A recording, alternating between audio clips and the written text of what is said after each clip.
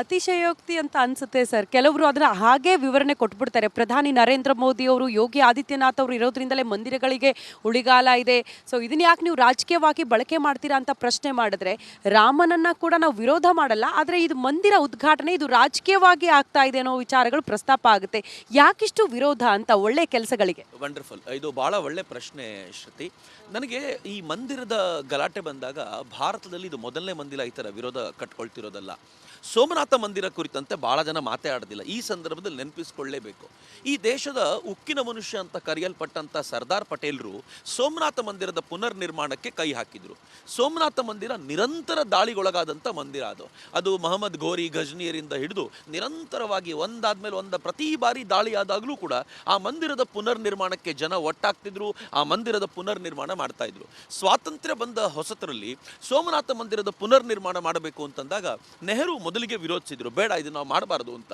ನಂಗೆ ಆಶ್ಚರ್ಯ ಅನ್ಸುತ್ತೆ, ಮೌಲಾನಾ ಅಬುಲ್ ಕಲಾಂ ಆಜಾದ್ ಏನು ಹೇಳಿದ್ರು ಅಂತಂದ್ರೆ, ಈ ಸೋಮನಾಥ ಮಂದಿರದ ಪುನರ್ ನಿರ್ಮಾಣ ಮಾಡೋ ಬದಲು ನಾವು ಅದನ್ನೊಂದು ಮ್ಯೂಸಿಯಂ ಆಗಿ ಯಾಕೆ ಕನ್ವರ್ಟ್ ಮಾಡಬಾರ್ದು ಅಂತ. ಏನು ಧಾರಷ್ಟ್ಯ ನೋಡಿ ಇವರಿಗೆಲ್ಲ. ನಮ್ಮ ಮಂದಿರಗಳು ಮ್ಯೂಸಿಯಂ ಆಗಬೇಕು, ತಾಜ್ ಮಹಲ್ಲು ಜನರ ಅಟ್ರಾಕ್ಷನ್ ಸೆಂಟರ್ ಆಗಿ ಮೆರಿಬೇಕು ಅಂತ. ಆದರೆ ಸರ್ದಾರ್ ಪಟೇಲ್ರು ಹಠ ಹಿಡಿದು ಕೂತ್ಕೊಳ್ತಾರೆ, ಇದು ಸ್ವಾಭಿಮಾನದ ಸಂಕೇತ, ಯಾವ ಕಾರಣಕ್ಕೂ ಈ ಮಂದಿರವನ್ನು ನಾವು ಬಿಡಬಾರ್ದು, ಅದರ ಪುನರ್ ನಿರ್ಮಾಣ ಮಾಡಬೇಕು ಅಂತ ಸರ್ದಾರ್ ಪಟೇಲ್ರು ಗಟ್ಟಿಯಾಗಿ ನಿಂತ ನಂತರ ಉಳಿದವರೆಲ್ಲರೂ ಅವ್ರ ಜೊತೆಯಾಗಿ ನಿಂತ್ಕೊಳ್ತಾರೆ, ಪುನರ್ ನಿರ್ಮಾಣ ಆಗಬೇಕು ಅಂತ ಆಗುತ್ತೆ. ಆದರೆ ಆಶ್ಚರ್ಯದ ಸಂಗತಿ ಹೇಳ್ತೀನಿ ನಾನು, ಸ್ವತಃ ಮಹಾತ್ಮ ಗಾಂಧೀಜಿ ಅವತ್ತು ಹೇಳಿದ್ರು, ಯಾವ ಕಾರಣಕ್ಕೂ ಸೋಮನಾಥ ಮಂದಿರಕ್ಕೆ ನಮ್ಮ ಕಡೆಯಿಂದ ಸರ್ಕಾರದ ಕಡೆಯಿಂದ ದುಡ್ಡು ಹೋಗಬಾರ್ದು ಅಂತ ಹೇಳಿದಾಗ ಅದಕ್ಕೆ ಬೇಕಾಗಿರುವಂಥ ಹಣವನ್ನು ಜನರ ಹತ್ರ ಮೊಬಿಲೈಸ್ ಮಾಡಿದ್ರು. ಇವತ್ತು ರಾಮ ಮಂದಿರಕ್ಕೂ ಕೂಡ ಹಾಗೆ ಆಗಿದೆ, ಜನರ ಬಳಿ ಇದರ ಹಣವನ್ನು ಮೊಬಿಲೈಸ್ ಮಾಡಲಾಯಿತು. ದುರದೃಷ್ಟಕರ ಸಂಗತಿ ಅಂತಂದರೆ ಸೋಮನಾಥ ಮಂದಿರ ವೈಭವಿತವಾಗಿ ಕಂಪ್ಲೀಟ್ ಆಯಿತು, ಸರ್ದಾರ್ ಪಟೇಲ್ರು ಇರಲಿಲ್ಲ. ಸರ್ದಾರ್ ಪಟೇಲ್ರು ಹೋದ ನಂತರ ಅನೇಕ ಮಂತ್ರಿಗಳು ಅಥವಾ ಕಾಂಗ್ರೆಸ್ನಲ್ಲಿದ್ದವರು ಮಂದಿರದ ಪರವಾಗಿದ್ದರೂ ಕೂಡ ನೆಹರು ಕೋಪಿಸ್ಕೊಳ್ತಾರೆ ಅಂತ ಪರವಾಗಿ ಮಾತನಾಡ್ತಿರಲಿಲ್ಲ. ಮಂದಿರದ ಉದ್ಘಾಟನೆಗೆ ರಾಷ್ಟ್ರಪತಿಗಳು ಹೋಗಬೇಕಾಗಿತ್ತು. ಡಾಕ್ಟರ್ ಬಾಬು ರಾಜೇಂದ್ರ ಪ್ರಸಾದರು. ನೆಹರು ಹೇಳಿದರು, ಯಾವ ಕಾರಣಕ್ಕೂ ನೀವು ರಾಷ್ಟ್ರಪತಿಗಳಾಗಿ ಹೋಗಬಾರ್ದು ಅಂತ. ಆಗ ರಾಷ್ಟ್ರಪತಿಗಳು ಅವ್ರಿಗೆ ಹೇಳ್ತಾರೆ, ಇದು ಮಂದಿರ, ಭಾರತ ಸೆಕ್ಯುಲರ್ ಅಂದ ಮಾತ್ರಕ್ಕೆ ಮಂದಿರಕ್ಕೆ ಹೋಗಬಾರ್ದು ಅಂತ ಏನೂ ಅಲ್ಲ.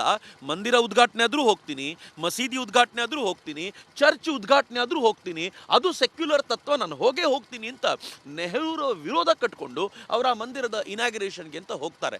ಅಲ್ಲಿ ತುಂಬ ಸುಂದರವಾದ ಒಂದು ಭಾಷಣವನ್ನು ಮಾಡ್ತಾ ಈ ಮಂದಿರ ಹೇಗೆ ಸ್ವಾಭಿಮಾನದ ಸಂಕೇತ ಅಂತ ಹೇಳೋದು ಮಾತನ್ನು ಹೇಳ್ತಾರೆ. ನನಗೆ ಇವತ್ತು ನಮ್ಮ ರಾಷ್ಟ್ರಪತಿಗಳು, ಅವತ್ತಿನ ರಾಷ್ಟ್ರಪತಿಗಳು ತುಂಬ ನೆನಪಾಗ್ತಾರೆ. ಅವ್ರೇನು ಹೇಳ್ತಾರೆ ಅಂತಂದರೆ, ಒಂದು ಕಾಲದಲ್ಲಿ ವೈಭವದಿಂದ ಕೂಡಿದ್ದ ಸೋಮನಾಥ ಇವತ್ತು ಮತ್ತೆ ಅದರ ಪುನರುಜ್ಜೀವನ ಆಗ್ತಿರೋದು ನೋಡಿದ್ರೆ ಭಾರತದ ವೈಭವದ ಕಾಲ ಬೇಗ ಮರಳುತ್ತೆ ಅಂತ ನಾನು ಅವರಿಗೆ ವಿಶ್ವಾಸ ಕೊಡ್ಲಿಕ್ಕೆ ಇಚ್ಛೆ ಪಡ್ತೀನಿ. ಇವತ್ತು ಭಾರತದ ವೈಭವದ ಕಾಲವನ್ನು ನಾವು ನೋಡ್ತಾ ಇದ್ದೀವಿ ಅಂತ. ಅದರದ್ದೇ ಮುಂದುವರಿದ ಭಾಗವಾಗಿ ರಾಮ ಮಂದಿರಕ್ಕೂ ನೀವೇನು ಕೇಳಿದಿರಿ, ರಾಮ ಮಂದಿರಕ್ಕೂ ಸಾಧಾರಣವಾದ ಗಲಾಟೆಗಳು ಏನೂ ಅಲ್ಲ. ನಮಗೆಲ್ರಿಗೂ ತುಂಬ ಚೆನ್ನಾಗಿ ಗೊತ್ತಿದೆ, 1949ನಲ್ಲಿ ಮೊದಲ ಬಾರಿಗೆ ರಾಮಲಲ್ಲಾ ಪ್ರತ್ಯಕ್ಷನಾಗ್ತಾನೆ. ರಾಮಲಲ್ಲಾ ಪ್ರತ್ಯಕ್ಷನಾದಾಗ ಇದು ಸಹಜವಾಗಿ ಉದ್ಭವಿಸಿದ ಮೂರ್ತಿ ಅಂತ ಹಿಂದೂಗಳು ಹೇಳಿದರು. ಆದರೆ ಕಾಂಗ್ರೆಸ್ ಗವರ್ಮೆಂಟ್ ಏನು ಮಾಡ್ತು ಅಂತಂದರೆ, ಯಾವ ಕಾರಣಕ್ಕೂ ಇದನ್ನಲ್ಲಿ ಉಳಿಸಬಾರ್ದು ಅಂತ ಪ್ರಯತ್ನ ಪಡ್ತು. ಆಗ ಆವತ್ತಿನ ಪ್ರಧಾನಮಂತ್ರಿಯಾಗಿದ್ದಂಥ ಜವಾಹರ್ಲಾಲ್ ನೆಹರು ಅವರು ಒಂದು ಪತ್ರ ಬರೀತಾರೆ, ಅಥವಾ ಟೆಲಿಗ್ರಾಮ್ ಮಾಡ್ತಾರೆ. ಇಲ್ಲಿ ಗೋವಿಂದ್ ವಲ್ಲಭ್ ಅಂತಂತ CM ಆಗಿದ್ರು. ಅವ್ರಿಗೊಂದು ಟೆಲಿಗ್ರಾಮ್ ಬರೆದು ಹೇಳ್ತಾರೆ, ಯಾವ ಕಾರಣಕ್ಕೂ ಆ ಮೂರ್ತಿ ಅಲ್ಲಿರಬಾರ್ದು, ಮೊದಲು ತೆಗೀರಿ ಅದನ್ನು ಅಂತ. ಅಂದರೆ ಇದರಿಂದ ಮುಸಲ್ಮಾನರಿಗೆ ಧಕ್ಕೆ ನೋವಾಗ್ಬಿಡುತ್ತೆ, ಅವ್ರ ಹೃದಯಕ್ಕೆ ಧಕ್ಕೆ ಆಗುತ್ತೆ ಅನ್ನೋ ಕಾರಣಕ್ಕೆ ಅಷ್ಟು ಕಾಳಜಿ. ಮಂದಿರವಾಗಿದ್ದೊಂದನ್ನು ಧ್ವಂಸಗೊಳಿಸಿ ಮಸೀದಿ ಮಾಡಿದ್ದಾರೆ, ಅದರಿಂದ ಹಿಂದೂಗಳಿಗೆ ಎಷ್ಟು ನೋವಾಗ್ಬೋದು ಅನ್ನೋದ್ರ ಬಗ್ಗೆ ಕಾಳಜಿ ಅಲ್ಲ, ಹೇಗಾದರೂ ಮಾಡಿದ್ದನ್ನು ತೆಗೆದುಬಿಡಿ ಅಂತ.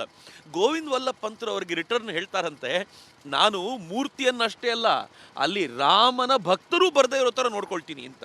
ತಕ್ಷಣ ಅವರು ಕಲೆಕ್ಟರ್ಗೆ ಹೇಳ್ತಾರೆ, ನಾಯರ್ ಅವರು ಇಲ್ಲಿ ಕಲೆಕ್ಟರ್ ಆಗಿದ್ದಾಗ, ಡಿಸ್ಟ್ರಿಕ್ಟ್ ಕಲೆಕ್ಟರ್ ಆಗಿದ್ರು, ನಾಯರ್ ಅವರಿಗೆ ಫೋನ್ ಮಾಡಿ ಅವ್ರು ಏನು ಹೇಳ್ತಾರೆ ಅಂತಂದರೆ, ಆದಷ್ಟು ಬೇಗ ಆ ಮೂರ್ತಿಯನ್ನು ತೆರವುಗೊಳಿಸಿ ಅಂತ.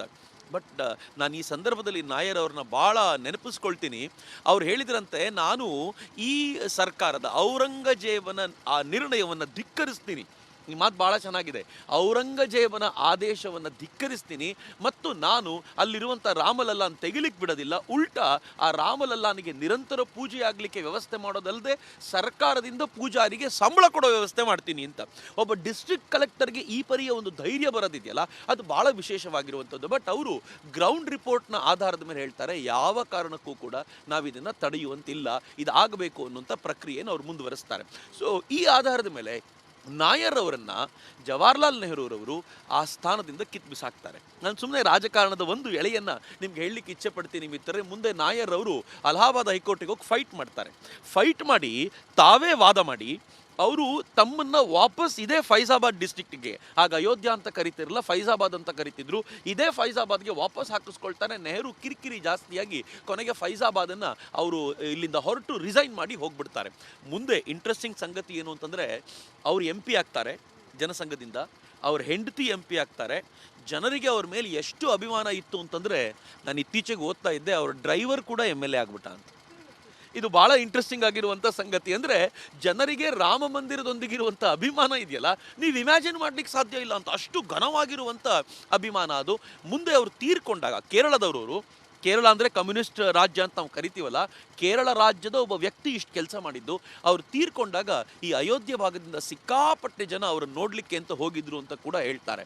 ಆದರೆ ಇದು ಇಲ್ಲಿಗೆ ನಿಲ್ಲದಿಲ್ಲ. ಜವಾಹರ್ಲಾಲ್ ನೆಹರೂರವರು ಅದಕ್ಕೆ ಲಾಕ್ ಮಾಡಿಸ್ಬಿಡ್ತಾರೆ. ರಾಮ್ಲಲ್ಲಾ ಅಲ್ಲೇ ಇರಲಿ, ಆದರೆ ಯಾವ ಕಾರಣಕ್ಕೂ ಮುಸಲ್ಮಾನರು ಪ್ರಾರ್ಥನೆ ಮಾಡೋದು ಬೇಡ, ಹಿಂದೂಗಳು ಹೋಗೋದು ಬೇಡ ಅಂತ ಲಾಕ್ ಮಾಡಿಸ್ತಾರೆ. ಎಲ್ಲವೂ ಸೈಲೆಂಟ್ ಆಗಿರುತ್ತೆ. ಆದರೆ ಮುಂದೆ ವಿಶ್ವ ಹಿಂದೂ ಪರಿಷತ್ ಈ ಟೋಟಲ್ ಆಂದೋಲನವನ್ನು ತೆಗೆದುಕೊಳ್ಳುತ್ತಲ್ಲ, probably if I am not wrong 1986ನ ವೇಳೆಗೆ ಇಡೀ ಆಂದೋಲನಕ್ಕೆ ಒಂದು ವೇಗವನ್ನು ಕೊಟ್ಟು ತಾಲಾ ಖೋಲೋ ಅಂತ ಒಂದು ಹೋರಾಟ